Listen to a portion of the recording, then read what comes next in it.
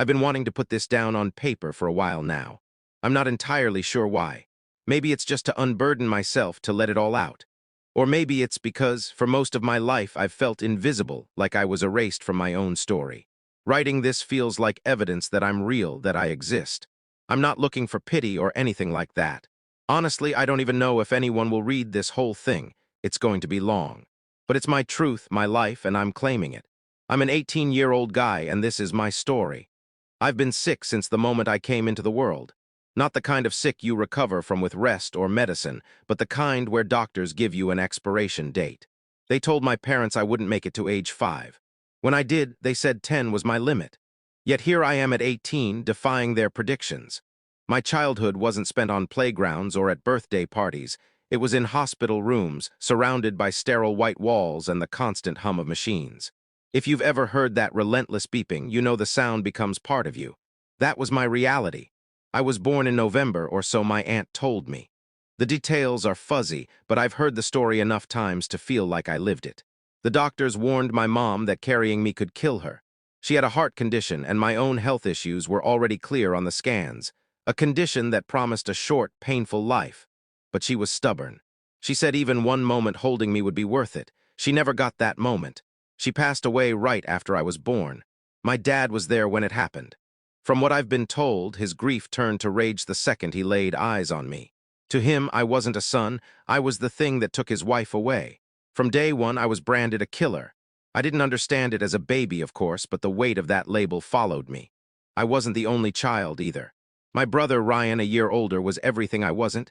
Healthy, strong, the perfect son. Even as a kid, I could sense the difference. All the love that should have been mine was poured into him instead. I was just a shadow in the background. My dad never let me forget it. He'd tell anyone who'd listen, "My wife died for that thing." Not her son, not even a person, just a thing. He called me the curse that ruined this family. He couldn't stand to be near me. When I was maybe 6, I overheard him on the phone saying, "I should have let him go at birth. Would have saved us all the hassle." I didn't grasp the full cruelty of it then, but it hurt.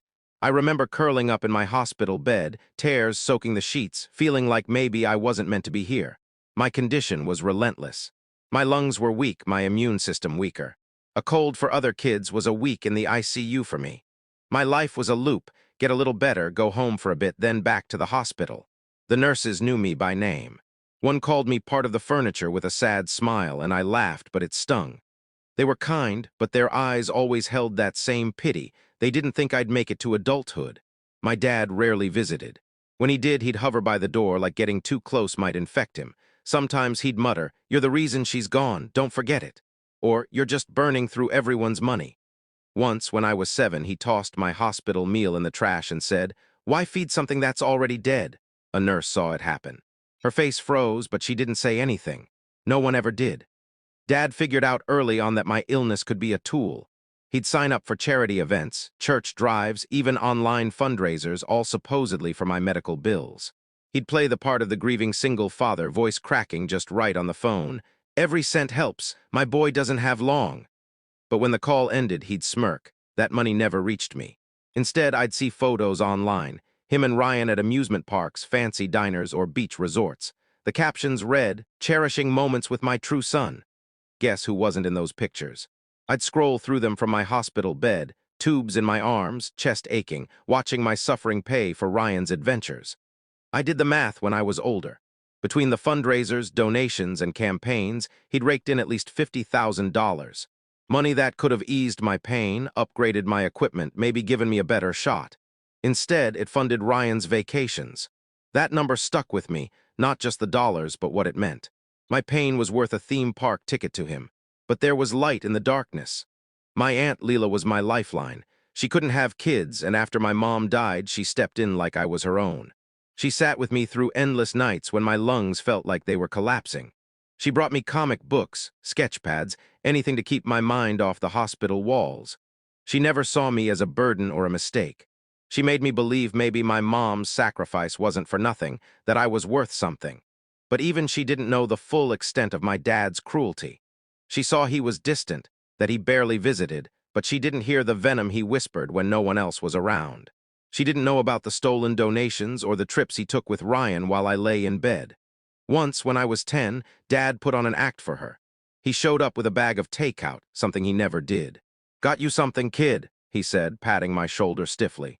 Leela smiled, thinking maybe he was finally stepping up. The second she left the room, he leaned in and hissed, "Don't expect this again, I'm just keeping her happy. You know how it really is."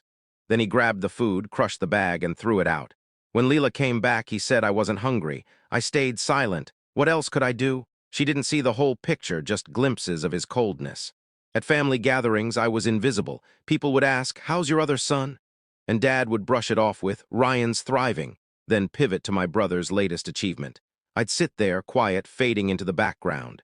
Once, I was hooked to a portable oxygen tank at a dinner, and he leaned over and whispered, "Every penny spent on you is money taken from Ryan's dreams." A nurse nearby froze but said nothing. That was the pattern. People heard, but no one spoke up. Birthdays were the worst. Other kids got parties, I got hospital trays. One year for my 9th birthday, Dad showed up with black roses. "For your tomb," he said with a twisted smirk. "Red ones were for your mom's." I stared, trying to make sense of it. Leela came in later and saw my face, saw the flowers, but didn't know what he'd said. She just knew something was wrong. She stayed longer that night, reading to me, trying to pull me out of the darkness she could sense but not name. Ryan got everything. A new bike at 10, a fancy phone at 12, a gaming system for working hard at school. Me. I'd watch him open gifts from my hospital bed, if I was even invited. Once, during a rare break from the hospital, Dad dragged me home to watch Ryan play with a new basketball hoop. He cheered every shot, shouting Ryan's name while I sat shivering under a blanket, my lungs aching in the cold. "That's what strength looks like," Dad said, glancing at me. "That's what living looks like I didn't already know." It wasn't just the gifts. Dad would praise Ryan for the smallest things, a decent grade, a layup in basketball. "I'm so proud of you, son," he'd say, words I never heard. I tried to matter. I wrote stories, sketched drawings, read books to keep my mind sharp. But to Dad, Ryan existing was worth more than anything I could create. Once, when I was 13, he brought Ryan to the hospital after a game, still in his uniform, holding a cheap trophy. Dad set it on my tray and said, "This is what your brother earned. What have you got? Another night tethered to machines." He handed the trophy back to Ryan, patting him like he'd won a championship. Ryan just stood there, awkward, not saying a word. At family dinners, Dad would toast Ryan for something as small as a B-, calling him proof of my hard work as a father. When someone asked about me, he'd shrug and say, "Still sick," like that was all I was. Once at my grandparents' house, an uncle asked, "What about him?" Pointing at me. Dad didn't even glance my way. "He's just hanging on," he said, like I was a burden. The room went quiet and I wanted to disappear. Leela drove me back to the hospital that night, her silence heavy with worry. Dad even made Ryan's life seem harder because of me. "Your brother has to live with a failure like you," he'd say. "Think how tough that is for him." Like I was the one hurting Ryan, not the kid fighting to breathe. Ryan ate it up. He didn't taunt me, but he didn't defend me either. He'd nod or stay quiet when Dad compared us, too comfortable as the favorite to risk rocking the boat. I learned early I was alone. Then when I was 14, the Make-A-Wish folks came to my room. "You're eligible," they said. "What's your wish?" I didn't hesitate. I wanted to meet an animator whose films had been my escape through the worst nights. I wanted to see his studio, learn how it all worked. It was the one thing that felt like mine. Leela was thrilled, saying it was perfect for me, but Dad had to ruin it. He burst into my room one night, no greeting, just, "Give the wish to Ryan." I blinked, thinking I'd misheard. "What?" he glared. "Your brother deserves it more. He's got struggles too, social anxiety. You're not going to live long anyway, so why waste it?" That was my breaking point. I'd taken his insults, his comparisons, his cruelty for years. But this was him trying to steal the one thing I had. I snapped. I sat up so fast I tugged my IV, ignoring the pain. "Shut up," I yelled loud enough to startle the nurse outside. "You think you can keep treating me like this, blaming me for Mom's death, calling me a curse? I'm done, you hate me. Fine, but you don't get to take this from me. You've taken enough." His face twisted, shocked I'd fought back. He wasn't used to it. "You're selfish," he spat. "You could help Ryan, but you won't because you're the same brat who killed your mom." I lost it. My chest burned, my hands shook, but I screamed, "Stop blaming me for her. She chose to have me, and you know it. You've punished me my whole life for something I didn't do. I'm not your scapegoat anymore. You don't get to steal this." He stepped back, stunned, but tried one last jab. "I pay for you to be here. You'd be dead without me." I laughed, bitter and raw. Then stop paying, leave, you've never been my dad anyway. You're just a coward who can't face that mom loved me enough to choose me. Not you, me. That hit him hard. His jaw clenched, but he had no comeback. For once, I'd silenced him. Then Leela walked in, carrying snacks, and froze. She saw me trembling, him glaring, and her face turned to steel. "What the hell are you doing to him?" she demanded, stepping between us. "Get out now." He tried to argue, but she shut him down. "Out!" she roared. He muttered something and stormed off, slamming the door. The room went quiet, just the machines beeping. Leela took my hand, her voice soft but fierce. "What happened? Tell me everything." And I did. The roses, the money, the way he blamed me for Mom's death, all of it.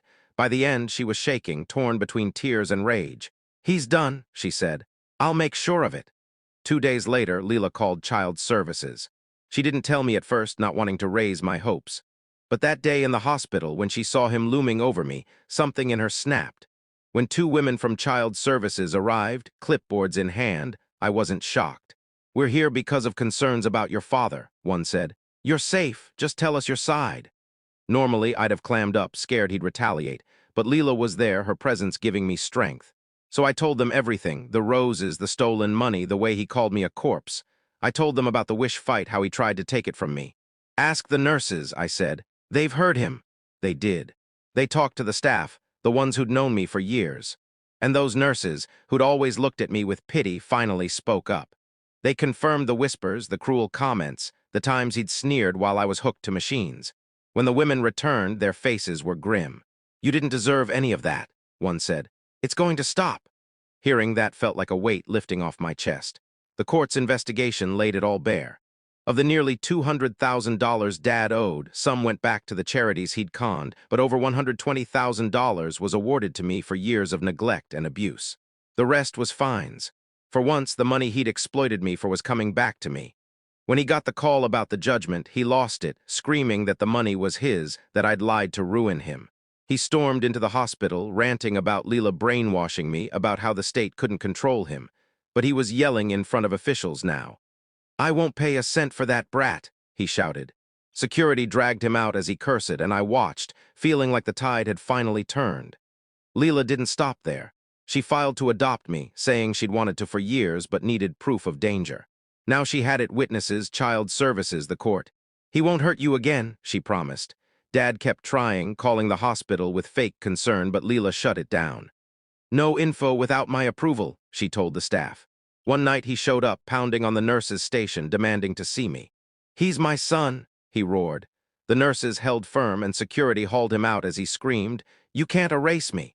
I watched from my window, feeling not fear but power. Ryan stayed silent. I hoped he'd reach out, say he didn't agree with Dad, but he never did.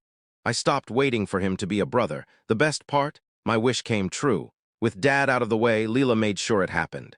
Make-A-Wish flew me to California, and I stepped into that studio like I was in a dream.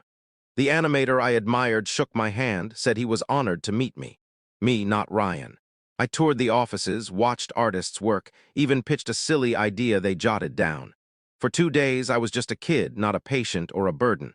When I got home, I felt lighter, like I'd reclaimed something. At 15, I started seeing myself differently.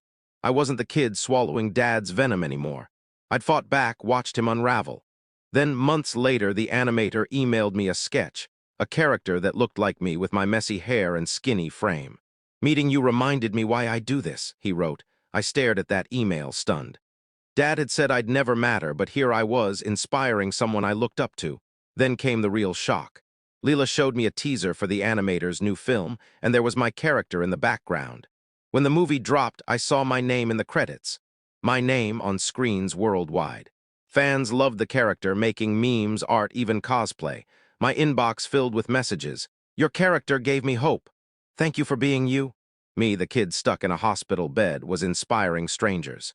Dad tried to downplay it, calling it no big deal, but I could see it ate at him. He'd spent years trying to erase me, and now my face was everywhere. At family gatherings, people stopped asking about Ryan first. "Is that your kid in the movie?" they'd say. Dad would dodge, but Leela would beam. "That's my boy," she'd say, and those words hit harder than any medicine. My time's still short. Doctors say I might not hit 21, but I don't care. Dad wanted me to vanish, to be forgotten, to make Mom's sacrifice meaningless. He failed. My name, my character, my story, they're out there, eternal. Every time someone watches that movie, I'm there proving I existed. He can't take that away. I'm 18, still fighting, but I'm not scared. I've already won. The high of seeing my name in the movie credits didn't fade easily. For weeks, I'd catch myself smiling at random moments, replaying the theater screen in my head, the way my character's scrappy grin lit up the background. It was proof I'd left a mark, something my dad could never take away. But life doesn't pause just because you've had a win. The hospital was still my reality, tubes, monitors, the same sterile walls. My condition wasn't going anywhere, and neither was the ticking clock the doctors never let me forget. Still, something had shifted. I wasn't just surviving anymore. I was fighting for something bigger than myself. Leela became my official guardian not long after my 18th birthday. The adoption process was a slog, paperwork, court hearings, my dad's endless attempts to derail it with calls and threats. He'd leave voicemails for Leela claiming she was stealing his son or that I'd regret turning on family. She'd delete them without a second thought, her face tight but resolute. "He's just noise now," she'd say, squeezing my hand. "You're mine and that's that." Hearing her call me hers, not out of obligation but love, was like a bandage on a wound I'd carried forever. She wasn't just saving me from him. She was giving me a home, even if that home was a hospital room half the time.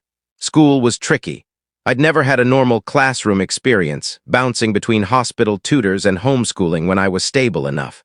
But after the movie, I wanted to try. Leela enrolled me in an online high school program, one designed for kids like me who couldn't sit in a classroom. I'd log in from my hospital bed or Leela's couch, my laptop propped on a tray table. The other students didn't know my story, which was a relief. To them, I was just another username, not the kid from the movie or the one with a death sentence. I threw myself into it, English, history, even math, which I hated but forced myself to tackle.